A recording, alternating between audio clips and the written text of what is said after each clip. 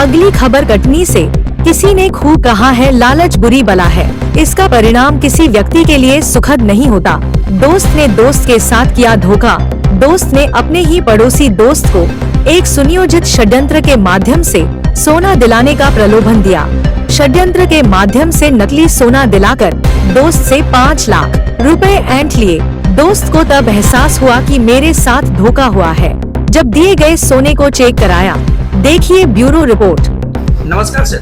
जी नमस्कार। जिस प्रकार से देखा गया, कुठला थाने में 2 युवक कल रात में आए और एफआईआर दर्ज करने की मांग कर रहे थे। ये मामला पूरा क्या है?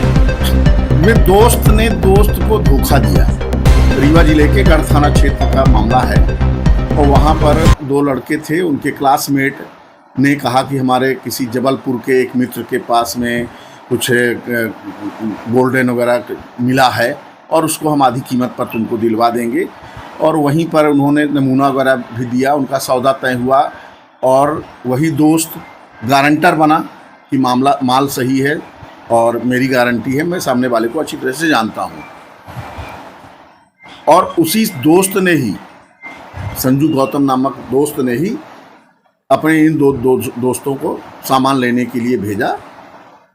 अब कितना सामान लिए, कितना पैसा दिए, ये एक अलग विषय है, लेकिन दोस्त ने दोस्त को धोखा दिया और ये लड़के जा कर के और सोना जो लिया उन्होंने वो नकली मिला। ये 15 तारीख की शाम की घटना है।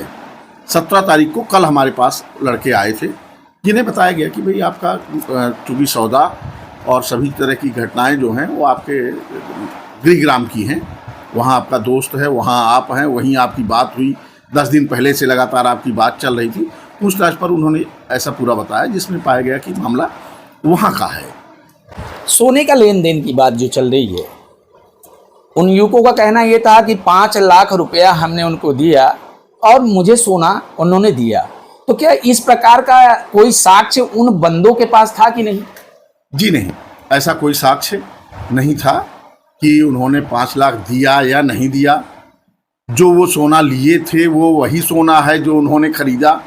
क्योंकि लेने के बाद वो उन्होंने ही बताया कि लेने के बाद वापस गांव गए, वहाँ पर हमने चेक करवाया और चेक करवाने पर वो नकली पाया गया।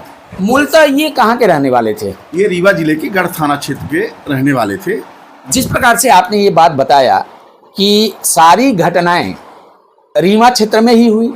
इनकी पहली बात अगर देखा जाए तो गौतम का संपर्क में जो पड़ोसी था ये रीवा में ही कारित हुआ। जी। और एक जो आपने बात बताया कि नमूने के तौर पे कुछ सोने को लेकर के मैहर में कोई बात आई। मैहर में तो उसमें सोना नकली था कि असली था? मैहर की जो बात आई है वो लड़कों ने बताया कि हम पहले इसका नमूना देखने के लिए मैहर में आए थे। मैहर में लड़के हमको मिले थे और उन्होंने जो नमूना दिया था वो असली था, वो सोना असली था। लेकिन जब वास्तविक में हमने खरीदारी की तो वो सोना नकली पाया गया। उन युवकों के पास किसी भी प्रकार का साक्ष्य नहीं है? नहीं, और कोई साक्ष्य नहीं, केवल मौखिक उन्होंने ये जानकारी हमको दी।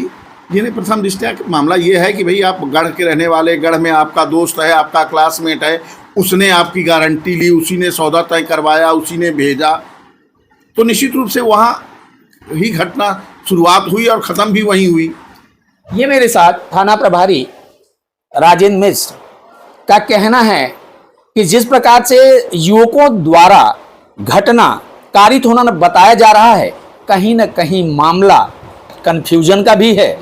लेन देन की जो यथा स्थिति निर्मित हुई है, ये कब हुई, कहाँ हुई, कैसे हुई, ये जो मेन पहलू हैं, इसका किसी भी प्रकार का साक्ष्य कुठला थाना प्रभारी के सम्मुख ये व्यक्ति नहीं प्रस्तुत कर पाए। समझ समझाइश के माध्यम से कुठला थाना प्रभारी ने उनको अपने क्षेत्र के संबंधित थाने जाने के लिए मशवरा दिया। आज के दौर में आज के युवा शॉर्टकट तरीके से अमीर बनने का सपना संजोते हैं।